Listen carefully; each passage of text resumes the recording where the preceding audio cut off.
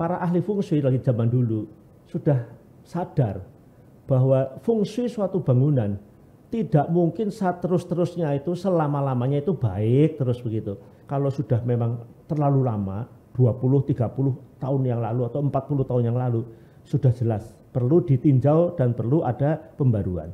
Kalau masih 20 tahun yang lalu, ya mungkin ada pembaruan tapi lebih sedikit. Bisa hanya pintu saja, bisa hanya kamar tidur saja, bisa hanya dapur saja, bisa 2 dari 3, bisa 3-3-nya, bisa tidak ada yang perlu diganti. Semuanya masih baik untuk masuk periode 9. Misalnya Anda kepengen masuk bidang politik, apakah Anda setelah mempersiapkan diri dengan pengetahuan yang berkaitan dengan hukum dan politik misalnya atau ekonomi untuk supaya dia nanti pada saat dia memasuki jenjang ke situ menjadi pimpinan dan sebagainya, dia sudah punya bekal.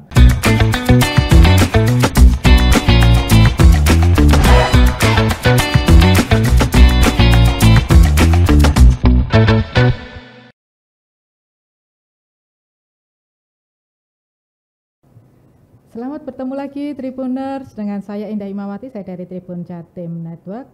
Seperti yang Anda lihat bersama, saya bersama Pak Mauro Raharjo. Ini arsitek, gimana saya menyebut? Arsitek praktisi feng shui. Ya. Nah, kita berbicara tentang feng shui lagi.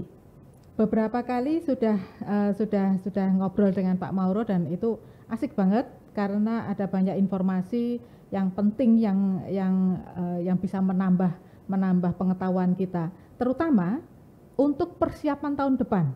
Mengapa jauh-jauh hari? Karena tahun depan ini perubahan besar-besaran tentang apa Pak Mauro namanya? Dari kualitas feng shui yang mengikuti waktu. Nah, karena waktu, dimensi waktu. Dimensi waktu. Nah, dimensi waktu ini tahun depan sudah berubah Februari. Seperti apa perubahannya? Beberapa kali diskusi kita sudah membahas itu. Silakan disimak diskusi kami yang sebelumnya. Nah, yang hari ini ini spesial membahas pertanyaan dari teman-teman juga dari Tribuners. Kemudian nanti saya akan mengorek lebih banyak mengapa kita harus waspada, mengapa kita harus bersiap-siap karena 2024 itu tahun yang istimewa. Benar-benar tahun yang istimewa karena ada perubahan besar dalam feng shui, juga tahun istimewa karena kita masuk tahun politik. Apa hubungannya? Nanti kami akan singgung-singgung sedikit, ya nakal-nakal dikit lah, tetapi percayalah ini untuk kebaikan kita bersama. Baik, saya akan langsung ke Pak Mauro. Pak Mauro, terima kasih sudah hadir lagi di sini. Terima kasih. Spesial hari ini saya ingin membacakan pertanyaan dari penonton Tribun Jatim Network ini tentang mengapa sih kita harus bersiap-siap pada Februari 2024. Ini perubahan besar. Ya. Kalau itu perubahan besar, maka pastilah ada yang berbeda ini nanti. Was-was. Iya. Kalau saya kembali pada diri saya Pak Mauro, ini peruntungan saya bagaimana? Padahal ini kan feng shui itu bukan perkara peruntungan, bukan hanya itu. Ada banyak sekali yang bisa kita gali dari feng shui dan logika begitu. Ini nanti akan dijelaskan oleh Pak Mauro. Silakan Pak Mauro. Terima kasih. Baik, terima kasih Mbak Endah. Halo sahabat Tribuners, dengan saya Feng Shui Mauro. Ya, ini pertanyaan dari Flor setelah melihat YouTube ini kelihatannya sangat menarik untuk dijawab. Pertanyaan pertama ini memang adanya mungkin satu rasa was-was ya, satu rasa kekhawatiran apa yang terjadi kalau ini terjadi perubahan. Nah, sudah kita bahas kenapa mungkin kita harus hati-hati karena para ahli feng shui lagi zaman dulu sudah sadar bahwa feng shui suatu bangunan tidak mungkin terus-terusnya itu selama-lamanya itu baik terus begitu. Ibaratnya kalau kita punya HP lalu ada baterainya, tidak mungkin baterai itu tahan terus, suatu ketika baterainya berkurang, habis energinya. Begitu juga baterai mengeluarkan energi di dalam rumah, fungsi rumah pun sama. Energinya sudah mulai habis dipakai dan perlu diperbarui ya, kalau dalam bahasa kita pakai HP itu di-charge lagi gitu. Nah, pertama itu. Tetapi secara teoritis kita lihat bahwa perubahan terjadi karena di dalam dimensi waktu planet-planet tertentu yang besar, terutama yaitu Jupiter dan Saturnus dengan bumi itu bisa di dalam waktu 20 tahun, setiap 20 tahun itu berada dalam satu sumbu. Nah, pada waktu itulah energi gelombang yang datang pada permukaan bumi itu berubah. Nah, itulah saat ketika akhir dari suatu periode feng shui itu habis. Maka kita juga lihat, loh ini 1 tahun lagi selesai nih periode 8. Artinya energinya sudah tidak baik lagi, kita perlu melihat pada energi baru. Itulah yang kita sebut dengan feng shui periode 9. Nah, ini sebetulnya awalnya ini yang paling pokok gitu. Nah, lalu tadi pertanyaannya adalah terus bagaimana dengan rumah yang masing-masing ditempati oleh orang? Jawabannya sebetulnya sederhana. Ada yang tetap baik, ada yang sudah mulai kurang baik. Jadi jangan kaget kalau suatu ketika setelah kita masuk pada periode 9 dan bangunan tetap saja sama dengan bangunan yang lama, tanpa kita sadari energinya sudah haus, tentu saja akan mengalami perubahan nasib dan peruntungan. Nah, lalu memang orang suka tanya, apa orang kalau duduk di satu rumah yang fungsinya baik, otomatis nasibnya baik? Ya. Tunggu, karena yang disebut peruntungan di dalam feng shui itu adalah terbukanya kesempatan. Jadi saya ulangi, keberuntungan atau rezeki itu bukan berarti datang dengan sendirinya. Banyak orang pikir, ya kalau sudah bagus fungsinya, saya tinggal diam saja karena rezeki datang. Betul, rezeki datang berupa kesempatan, opportunities, chance. Nah, kalau kita tidak mengambil kesempatan itu, sebetulnya tidak ada apa-apa. Ya tidak ada rezeki yang datang. Tetapi dengan adanya perubahan energi, kalau kita pakai energi yang lama, ibaratnya kesempatan yang datang itu jarang. Tapi begitu kita perbarui energinya menjadi energi periode 9, maka dengan sendirinya kesempatan yang datang lebih banyak lagi. Katakanlah kalau kita bicara dengan angka misalnya dalam sebulan sedikit hanya ada 1-2 kesempatan. Tapi kalau kita punya fungsi yang baik rumahnya, maka kesempatan itu bisa sampai 10 kali atau lebih. Nah, inilah yang disebut dengan keberuntungan. Kalau keberuntungan itu sebagai kesempatan tidak dimanfaatkan, ya tidak ada apa-apa. Jadi jangan punya pikiran bahwa kalau ada perubahan itu otomatis akan baik. Nah, lalu kita kembali lagi pada pertanyaan tadi. Kalau saya punya rumah lama, dibangun sejak tahun 84, itu periode 7, dan tidak pernah diganti. Sampai sekarang tidak pernah diganti, 40 tahun. Jadi sudah 2 periode, periode 8 tidak ada perubahan, periode 9 tidak ada perubahan. Nah, tentu saja bintang yang ditinggalkan, ya, jadi pada waktu masa periode 7, yaitu ketika kita berada pada masuk tahun 1984 sampai 2004, itu periode 7. Nah, waktu itu bintang-bintang yang berangka 7 atau yang dekat dengan 7, 6, 7, 8 itu bagus. 7, 8, 9 itu baik. Tapi begitu masuk periode 8, sekarang bintang 7 yang tadinya jaya di periode 7, begitu masuk periode 8 yang dimulai tahun 2004, itu disebut bintang keberuntungan yang sudah lewat. Jadi sebetulnya tenaganya sudah mulai berkurang. Demikian juga di periode 8, kita tahu bintang 8 itu yang paling sakti, istilahnya paling sakti itu energinya sangat positif, dan apabila kita duduk di satu sektor di dalam rumah dengan energi bintang 8, kesempatan yang tadi saya katakan itu datangnya lancar. Dan kita tidak banyak hambatan. Tapi begitu masuk periode 9, maka bintang 8, rezeki atau hoki bintang 8 ini meredup. Sudah redup. Nah, kita kan tidak sadar. Bukan itu saja, sahabat Tribuners. Kalau bintang 8 saja sudah mulai redup, apalagi bintang 7. Wah, lebih-lebih lagi begitu. Jadi kita perlu sadari hal ini. Ya, kalau kita sadari ini, berarti bintang 7 nanti pada periode 9 jauh lebih buruk daripada waktu masuk periode 8. Dan bintang 7 dikaitkan dengan kecurian, kerampokan, kekerasan, dan bintang 7 sendiri adalah bintang api, maka mudah terjadi kebakaran misalnya. Jadi kalau di waktu periode 8 tenang-tenang saja kita ada bintang 7 kan masih baru lewat sebentar istilahnya begitu. Tapi begitu masuk periode 9 buruk sekali. Misalnya di posisi situ ada panel listrik. Wah, ini ya kita bisa bayangkan ya secara logika juga kalau panel listrik itu sudah lebih dari 20 tahun apalagi sampai 40 tahun kan perlu pembaruan. Nah, kalau tidak, nah ini menjadi sumber-sumber misalnya kebakaran. Jadi kita bisa mendeteksi misalnya bangunan-bangunan lama kenapa kok terjadi kebakaran, sebetulnya kita bisa lihat dari bintang apa yang berada pada suatu bangunan pada periode tertentu, dilihat dari arah hadapnya. Nah, ini yang saya kira mungkin menarik Mbak Endah. Begitu penjelasannya mengenai pertanyaan tadi. Baik, logikanya begitu. Jadi begini, pertanyaan yang paling umum terjadi ketika ada perubahan, lalu rumah saya harus diapakan? Nah itu, ini kan renovasi besar-besaran juga tidak mungkin. Iya, ya betul. Nah, jadi ini pertanyaan bagus sekali. Orang semua juga bertanya-tanya, kalau memang terjadi perubahan terus rumah saya diapakan?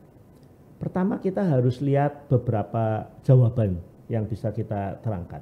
Pertama, kita harus tahu dulu rumah kita ini rumah yang dibangun pada periode berapa.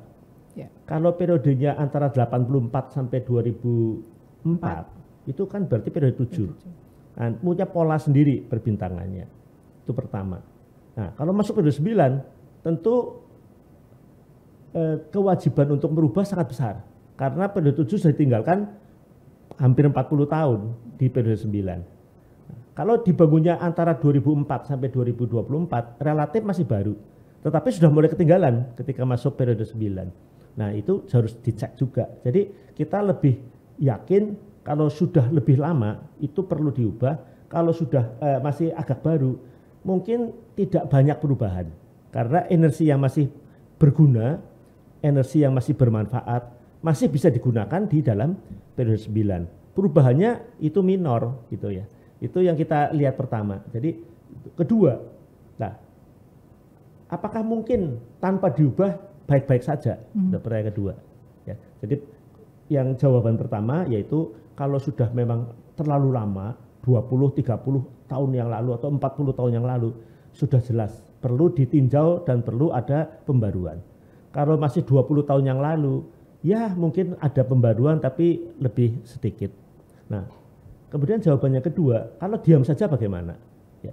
Untuk bangunan periode 8, bisa saja energinya masih kuat. Ibaratnya kalau kita bicara HP lagi sebagai analoginya, ada HP yang memang baterainya tahan panjang ya. 1 minggu tidak di-charge baik, tapi ada yang setiap hari harus di-charge tergantung pada pemakaiannya. Nah, jadi di sini ada unsur daya tahan energi tersebut. Kedua, pemakaiannya. Kalau bangunan itu dipakainya sangat sering, sangat besar, banyak, dan pemakaiannya cukup berat, tentu saja energinya lebih cepat aus gitu ya, dalam tanda petik, lebih cepat aus. Dan yang memakainya lebih hemat, ya tentu saja lebih kuat. Jadi kita perlu selidiki hal itu dari sejarah pemakaian dari bangunan. Nah, kemudian yang kedua, bisa saja bangunan itu misalnya saja pintu masuknya berada pada satu sektor yang pada periode 8 kejatuhan bintang 9. Jadi sebetulnya bangunan seperti ini adalah bangunan yang sebetulnya belum masanya untuk jaya. Dan nanti baru jaya di periode 9 kan begitu. Jadi bisa saja jawabannya, oh tidak perlu karena sudah ada bintang yang bagus yang memang baru bisa jaya pada yang berikutnya gitu. Itu saya ada kisah yang menarik juga ya. Jadi ada satu pabrik itu seperti tadi bangunan itu dibangun periode 7, tapi ada bintang di situ saya ulangi, dibangun pada periode 6, dipakai sebagai tempat usaha seperti pabrik atau gudang. Ketika masuk periode 8, di situ ada bintang 8. Ketika masuk periode 6, bintang 8 terlalu jauh. Terlalu jauh, jadi belum begitu kuat gitu artinya. Ketika dia masuk periode 7, dia dalam 20 tahun kurang begitu berhasil. Akhirnya dijual pada tahun 2003. Padahal sebentar lagi masuk tahun 2004 itu periode 8. Dan ketika saya loh ini baru jayanya ya sekarang ini setelah tahun 2004 ke atas. Nah bangunan seperti ini akan ada juga di periode 9. Jadi ada beberapa hadap di periode 8 yang bintangnya adalah bintang 9, bintang kejayaan di masa mendatang, yaitu nanti periode 9. Nah hal seperti ini bisa saja terjadi. Jadi untuk bangunan itu tidak perlu dilakukan perubahan karena energinya justru baru akan masuk di periode yang bersangkutan. Ini jawabannya kedua. Nah, jawabannya ketiga. Jawabannya ketiga, kita bisa lihat dari membandingkan. Kalau kita masukkan pola bintang periode 8 dan kita masukkan pola bintang periode 9, ternyata kita bisa lihat bedanya. Kalau masuk periode 8, kita lihat untuk rumah misalnya, yang kita lihat 3 yang pokok. 1 pintu masuk, kedua adalah tempat tidur, dan yang ketiga adalah dapur. Ya, jadi kita lihat 3 dulu, yang lainnya nanti dulu. Yang dari 3 itu kita bisa lihat, apakah dengan perubahan dari periode 8 ke 9, bintang-bintang yang berubah itu masih bagus atau tidak? Ya, maksud saya masih bisa dipakai di periode 9 atau tidak. Kalau tidak bisa, 3 yang pokok itu, kalau misalnya ternyata jadi jelek untuk pintu masuk atau untuk kamar tidur atau untuk dapur, maka otomatis perlu ada satu perubahan atau istilahnya renovasi. Nah, seberapa besar renovasi tergantung pada pengalaman dan pandai tidaknya seorang ahli feng shui untuk memecahkan masalah itu. Kalau dia pinter, mestinya perubahannya bisa kecil. Kalau yang kurang pinter, salah-salah diobrak-abrik rumahnya. Waduh, itu hal yang sangat memberatkan bagi pengguna feng shui. Jadi saya kira disitulah letak perbedaan antara satu dengan yang lain. Bisa aja seorang pengguna feng shui kapok ya, karena ternyata ahli feng shui mengharuskan seperti merobohkan bangunan misalnya, itu kan sudah berlebihan atau mungkin terlalu besar sekali yang tidak mungkin dicapai oleh yang bersangkutan. Tapi kalau karena kapok, dia pikir wah sudah enggak usah diubah. Padahal mungkin ada suatu teknik cara mikirkan yang mungkin oh ini mudah, geser sini selesai gitu, dan tidak memerlukan pembongkaran yang berarti ya. Jadi saya rasa disitulah letak pentingnya kita membicarakan masuk pada kasus-kasus sehingga kita lalu memahami oh ternyata tidak seburuk yang diduga oleh masyarakat tentang perubahan fungsi periode 8 ke periode 9. Saya kira itu, Mbak. Pak Mauro, boleh saya tanya? Tadi disebutkan tiga. Ya, Ini 3 yang utama. Ya. Pintu masuk, kamar tidur utama ini ya. Iya. Kamar tidur utama dan dapur. Iya. Mengapa yang 3 ini penting? 3 ini. Ya, baik. Terima kasih. Pertama, pintu masuk itu adalah mulutnya Qi. Mulutnya Qi itu artinya tempat yang terbuka pertama, energi masuk dari depan. Ya, jadi kalau kita meninggalkan rumah, yang pertama kita buka tentu pintu depan yang sering kita gunakan. Itu adalah sebagai mulut Qi. Qi itu ada energi feng shui. Itu yang pertama. Yang kedua, kenapa tempat tidur? Karena tempat tidur itu kita menggunakan paling lama. Antara 8 sampai 10 jam. Kalau sekarang ini kamar tidur bukan untuk tidur saja. Bekerja juga. Untuk bekerja, untuk main HP, untuk macam-macam. Bisa-bisa tinggal di dalam kamar tidur itu bisa 15, bisa lebih jam. Apalagi sekarang orang banyak menempatkan kamar mandi di dalam kamar tidur. Sehingga praktis tidak usah ke tempat lain lagi, cukup di kamar tidur saja. Itu ya, mengapa. Yang ketiga mengenai dapur. Dapur adalah tempat untuk memproduksi makanan. Dan makanan itu digunakan oleh manusia supaya dia bisa hidup. Ya, jadi saya kira bukan hidup untuk makan, tapi kita makan supaya kita tetap hidup. Jadi tempat untuk memproduksi makanan adalah faktor ketiga yang sangat penting. Jadi jangan sampai posisi dari dapur itu mendapat energi yang buruk. Nah, disinilah yang barangkali perlu diketahui bahwa apabila energi itu berubah, bukan saja buruk, tadi saya sudah katakan ada bintang 7 yang disebut Cising atau bintang 7 ya.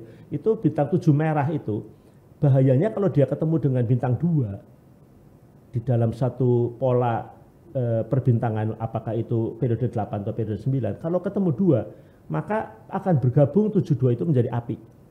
7 itu api. 7 itu api, saudara. Tapi kalau ketemu 2, apes karena api. Oh. Nah, jadi apes karena api itu namanya ada kecelakaan atau ada bahaya atau sesuatu yang berkaitan dengan api yang mencelakakan. Maka biasanya saya selalu peringatkan, hati-hati loh, dapur Anda jatuh di 72. Nah, kalau dia misalnya dari periode 8 tidak masuk pada angka 72, tapi begitu masuk periode 9 menjadi 72, waduh, ini tidak bisa ditawar ini, karena mungkin saja pintu masuk masih baik, kamar tidur masih baik, dapur yang menjadi masalah. Nah, bisa salah satu dari ketiga fungsi domestik tadi, bisa hanya pintu saja, bisa hanya kamar tidur saja, bisa hanya dapur saja, bisa 2 dari 3, bisa 3-3-nya, bisa tidak ada yang perlu diganti, semuanya masih baik untuk masuk periode 9. Begitu. Jadi saya kira untuk gampangnya, untuk lebih kita simple, sederhana, ya dilihat 3 itu dulu utama. Nah, itu kalau 3 itu sudah dipenuhi, ya kalau kita bicara nilai dari 1 sampai 10, nilainya sudah 8 sampai 9 gitu. Jadi sudah cukup baik. Nanti yang lainnya sifatnya minor. Sifatnya minor ya. Ada aja pasti masalah-masalah kecil yang masih perlu dibenahi dalam fungsi, tapi sudah tidak terlalu penting kecuali 3 hal itu. Pak Mauro, kalau menghitung 3 tadi, pintu masuk, kamar tidur dan dapur. Itu kan kita menghitungnya itu berdasarkan kepala keluarga. Tunggu. Bukan? Ya, bagus sebenarnya. Tapi yang mau ditanyakan apa? Kepala keluarga. Kepala keluarga ini siapa sebenarnya? Ya. Baik. Begini. Ini hati-hati untuk sahabat Tribuners, pertanyaan ini agak menjebak. Kenapa begitu? Karena kita membicarakan satu metode yang kita sebut Flying Star. Ya. Nah, saya pernah uraikan metode Flying Star itu adalah metode yang bersifat umum, general. Kita sebut general feng shui. Jadi tidak peduli siapapun yang pakai, itu periode ini baik. Kalau kita sudah mulai menghitung individual, kita sebut personal feng shui. Nah, personal feng shui biasanya menggunakan teknik pacai atau 8 gedung. Jadi kita ketahui tanggal lahirnya dan sebagainya, dan apakah baik atau tidak. Nah, itu yang barangkali jadi 2 hal yang berbeda. Tetapi sebetulnya bagi saya 2 hal inilah yang kita kawinkan. Jadi yang dari cara general baik, yang dari cara personal juga baik. Nah, dua-duanya ini harus kita lihat. Nah, menurut saya ramenya itu di situ. Jadi nanti kita bisa lebih dalam. Misalkan saja pertanyaan tadi tentang kalau misalnya dihitung pada kepala keluarga. Ternyata misalnya selama periode 8 ini sebetulnya general fungsinya baik. Tetapi posisi kepala keluarga menurut pacai atau personal feng shui sebetulnya sudah kurang baik. Nah, kalau gitu kenapa masuk periode 9 tidak sekaligus saja dipindah ke tempat yang baik? Jadi nanti yang bersangkutan secara general menurut metode facing betul, menurut metode pacai betul juga. Jadi kepalang tanggung sekalian diubah. Nah, dalam hal seperti itu memang ada yang kita sebut, bisa saja bukan renovasi ya, bisa saja berpindah. Misalnya, ternyata kamar yang lebih bagus ada di situ, di depan, bukan di belakang, atau bukan di tengah, tetapi di depan atau samping kanan kiri. Nah, paling-paling nanti, waduh, kalau ini untuk kamar tidur utama kan terlalu kecil. Nah, di sini problemnya. Nah, maka perkataan apakah perlu renovasi tidak, tentu sifatnya sangat kasuistik. Sesuai kebutuhan. Iya, sesuai kebutuhan. Tetapi pertanyaannya baik sekali. Sebetulnya pertanyaan saya sebut menjebak, tetapi baik. Jadi kita sekarang, para sahabat Tribuner sekarang harus perlu sadari bahwa 2 teknik ini adalah 2 teknik yang berbeda. Tapi kita mengharapkan dua-duanya harus baik. Gitu. Jadi kalau nanti kita masuk kasus juga dua-duanya ini masih bagus enggak untuk cara pacai, ini bagus enggak untuk cara Flying Star. Nah, lalu kompromi dari kedua itu yang mana? Yang paling optimal. Jadi kita tidak bicara lagi maksimal. Yang paling optimal sehingga kita dapatkan solusi yang terbaik untuk feng shui gitu. Mengapa saya tanyakan itu karena tahun depan ini tahun politik, Pak. Betul. Oh iya, betul. Ini kan pastilah tokoh personal itu tadi akan muncul. Betul. Kalau personal itu muncul kemudian digabungkan dengan teknik yang facing itu, itu kan kita mengambil baik sama baik. Betul. Tapi kan belum tentu jadinya seperti itu. Iya, betul. Ini bagaimana caranya tur? Ini loh kok tur. Aduh. Kemudian ini ada enggak contoh yang pernah Pak Mauro tangani, kemudian ini ada hubungannya dengan personal dan secara general tadi. Betul. Ya, terima kasih. Baik, sahabat Tribuners, sebetulnya pemanfaatan fungsi itu sangat luas. Kadang-kadang orang hanya berpendapat, oh saya pakai fungsi supaya saya lebih makmur. Kebanyakan kan begitu. Terus selama ini saya kurang begitu maju. Saya harapan pakai fungsi supaya saya bisa lebih baik. Itu yang general ya. Ada juga yang sekarang mereka bagi pengguna fungsi yang umurnya di atas 60 tahun, lalu pikir saya pengen fungsi rumah saya memberi saya sehat. Saya makin usia mungkin mudah terkena gangguan kesehatan dan sebagainya. Jadi nomor satu, saya pengen supaya lebih sehat. Dan yang ketiga itu adalah untuk kebahagiaan, untuk happiness. Ya, jadi misalkan karirnya maju, ya. Kemudian juga sehat. Ya. Masalah keuangan boleh dibilang tidak ada, tapi di rumah ramai terus antara suami istri atau antara orang tua dengan anak atau antara anak dengan anak ribut terus begitu misalnya, itu pasti ada pengaruh fungsi yang ada. Jadi orang tuh lihat ini lebih baik saya mencari rumah yang adem supaya harmonis semuanya, saya bisa merasa happy pulang ke rumah happy daripada pulang ke rumah yang ada perang di antara anggota keluarga. Nah lalu ada lagi yang tadi dikatakan, nah kadang-kadang orang juga menyongsong momen-momen tertentu, misalnya kita sebut pilkada.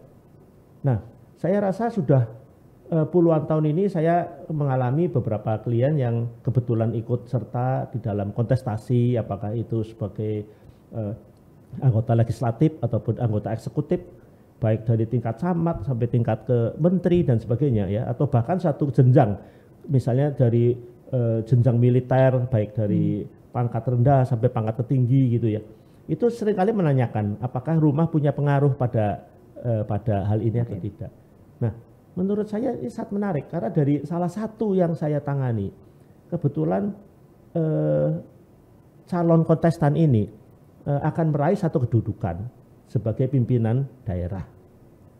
Nah, dia menanyakan itu, saya melihat posisi fungsi rumahnya dan saya kaget, waduh, ini kok kurang menunjang gitu ya, kurang menunjang gitu. Jadi saya anjurkan bagaimana kalau misalnya dicarikan yang lebih baik. Sebab tidak mungkin dalam beberapa bulan ke depan itu sudah mulai ada pilkada dan lalu dipikirkan, wah kalau begitu kalau kurang cocok apakah harus direnovasi?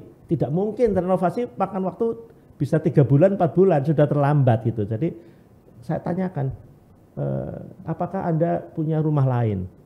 Tidak ada Pak. Kebetulan saya paling bisa kembali kepada rumah orang tua, misalnya begitu. Boleh enggak lihat rumah orang tua? Saya bilang begitu. Lalu saya lihat, loh kebetulan sekali, dia sangat kebetulan. Loh inilah rumah yang paling cocok secara fungsi yang menunjang Anda di dalam karir Anda dalam dunia itu tadi ya, dalam bidang eksekutif, legislatif yang khususnya berkaitan sama pilkada.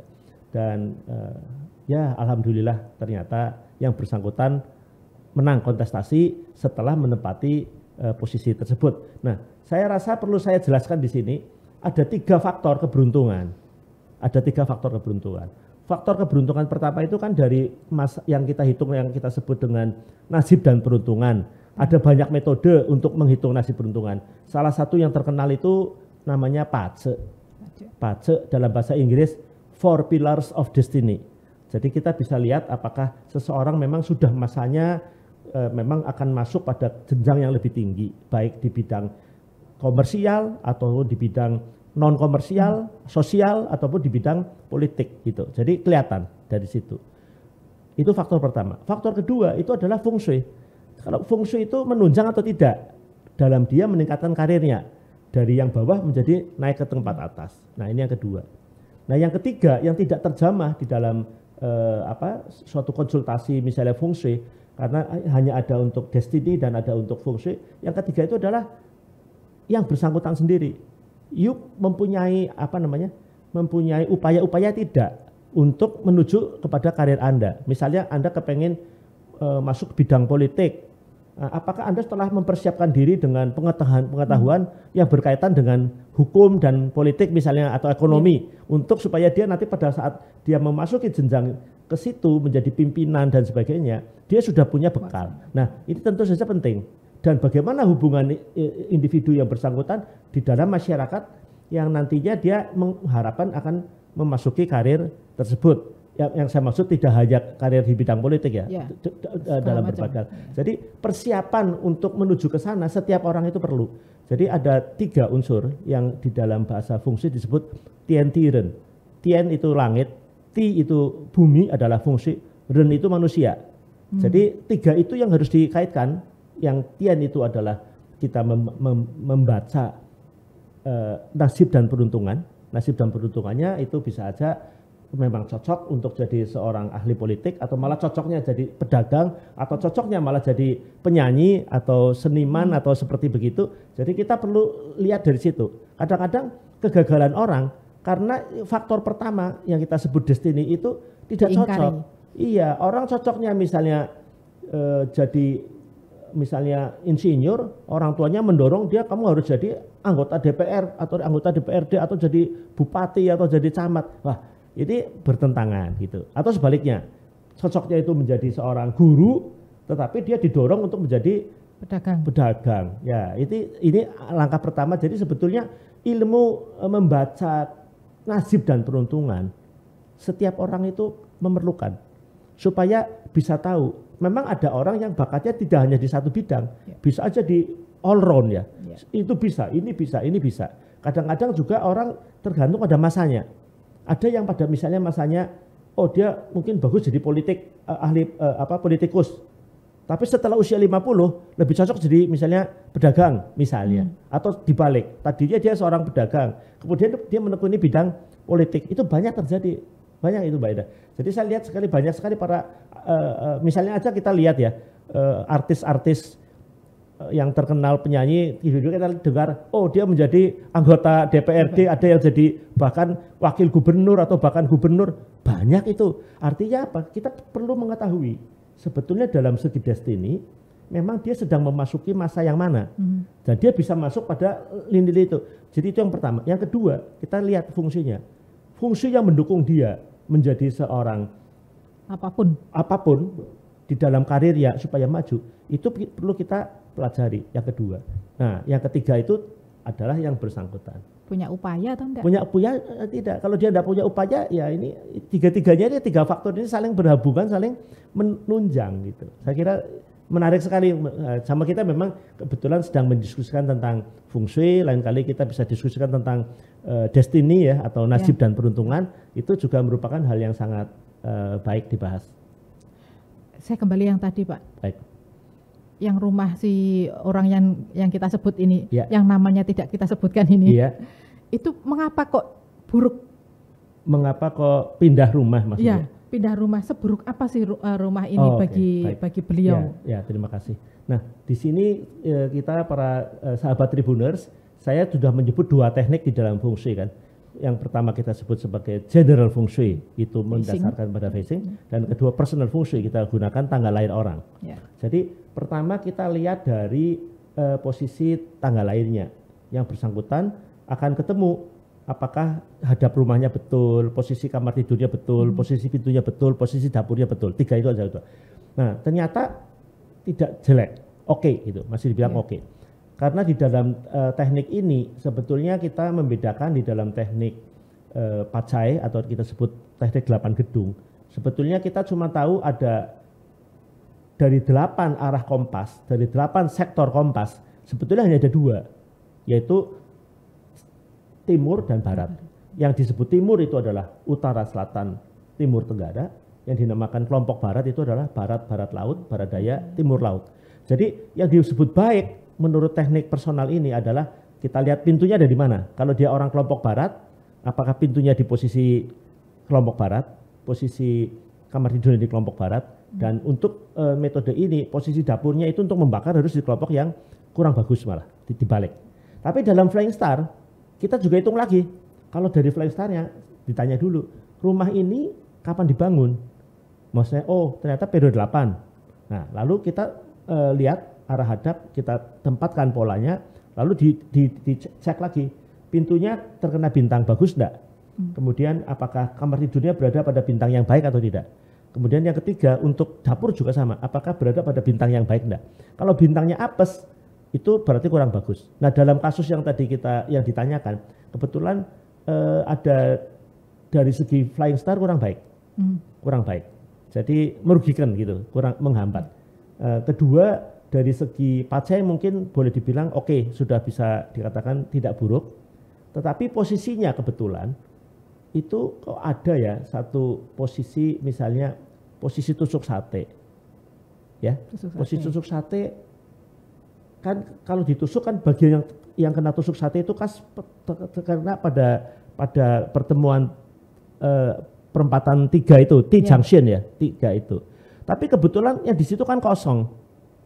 Posisi T-junction itu tidak ada orang beli, tidak dibeli. Jadi itu posisi coupling kosong. Coupling yang bersangkutan berada di belakangnya. Oh. Jadi punggungnya tertusuk sate karena depannya tidak ada rumah. Di depannya tidak ada rumah, maka rumah dia sebetulnya berada pada tusuk sate karena dia di belakang coupling tusuk sate itu, itu namanya tusuk dari belakang. Dan biasanya seperti ini itu rumah-rumah yang punya jalan menusuk pada punggung belakang kita, belakang rumah kita, itu disebut rumah yang kena backstabber. Backstabber itu ditusuk dari belakang. Nah, biasanya dalam hidupnya seringkali ada pengkhianatan itu. Ada pengkhianatan dari anak buahnya atau dari temannya dan seterusnya. Jadi posisi itu kebetulan dalam hal ini kurang baik. Maka cara yang paling tepat adalah beberapa bulan sebelum memasuki kontestasi sebaiknya sudah mempunyai tempat yang layaknya didukung oleh feng shui gitu. Nah, jadi dalam kasus ini kebetulan tadi saya katakan rumah orang tua kebetulan cocok untuk dia dan mendukung, ya saya anjurkan kalau diperkenankan ya. Untuk sementara sampai dengan selesai itu ya, kemudian nanti diatasi mengenai masalah rumahnya sendiri yang kena tusuk dari belakang, itu ada solusi fungsinya yang khusus. Tapi kembali ke tadi, jadi solusi yang paling cepat adalah menemukan satu bangunan lain yang secara fungsi dibilang baik dari Flying Star maupun dari Pacai. Baik, terima kasih Pak Mauro. Tadi disebutkan Pak Mauro membuat gerakan tangan seperti ini. Ini ada denah rumah, kemudian ini ada disuperposisikan. Superposisi. Nah, itu kan agak sulit ini kalau dipahami oleh teman-teman Tribuners. Bolehkah kami dijelaskan, tapi tidak sekarang. Bolehkah kami dijelaskan tentang yang seperti itu, kerumitan-kerumitan itu? Tidak sekarang sih, tidak sekarang. Baik, sahabat Tribuners, ini nanti persisnya akan saya jawab pada pertemuan yang akan datang. Tetapi intinya satu, pada waktu kita mensuperposisikan pola ke dalam denah bangunan, itu ada tipe ahli feng shui yang menggunakan kotak yang dibagi 9, lalu diisikan pola-pola Flying Star itu, lalu ditaruh di atasnya. Nah, sebetulnya itu ada baiknya, tapi ada lemahnya juga, karena tidak semua bangunan bentuknya kotak. Ada yang bentuknya L, ada yang bentuknya U, trapesium, ada yang H, ada bahkan segitiga atau trapesium, ya. Jadi macam-macam. Maka sebetulnya pola yang paling baik itu yang bentuknya lingkaran. Ya, kita sebut pie chart, ya, lingkaran, bentuknya lingkaran. Jadi pola yang bentuknya pie, itu seperti kue yang bulat. Nah, lalu angka-angka ditempatkan. Nah, kedua, dengan pola itu kita bisa tentukan titik beratnya dari gedung. Misalnya kita anggap bentuknya kotak, mudah sekali. Ujung diagonal digaris, titik ketemunya tengah itu adalah titik berat. Tapi kalau bentuknya L bagaimana? Kalau bentuknya L mudah saja. L kan terdiri dari 2 kotak. Jadi kotak yang pertama misalnya saja kita kasih garis dari ujung diagonal satu ke yang lain, kemudian titik. Yang masa kedua, masa bangunan kedua itu dibuat juga begitu. Jadi di sini ada titik berat 1, di bagian yang kotak kedua titik berat kedua. Lalu kita hubungkan. Misalnya saja kebetulan luasnya kotak L itu yang kaki satu dengan kaki lainnya itu sama misalnya. A meter persegi, sana A meter persegi. Berarti kalau kita hubungkan titik tengah dari kaki yang satu ke kaki yang lain, tengah-tengahnya adalah titik berat. Jadi seperti mencari titik berat segitiga hampir sama. Nah, saya kira nanti di dalam kesempatan yang akan datang kita akan perlihatkan bagaimana hal ini dipraktekkan. Baik, terima kasih Pak Mauro. Teman-teman, ini nanti kita tagih Pak Mauro praktik bagaimana menggunakan pie chart tadi untuk denah rumah kita, untuk denah pabrik, untuk denah kantor dan seterusnya. Baik, yang kali ini saya tutup sampai di sini dulu. Kita akan bertemu lagi dengan topik yang tadi ya, kita mempraktikkan itu. Baik, terima kasih Tribuners atas kebersamaannya. Terima kasih Pak Mauro atas diskusi ini. Semoga istimewa, pasti bermanfaat. Baik, saya Endah Imawati, saya pamit. Sampai jumpa lagi.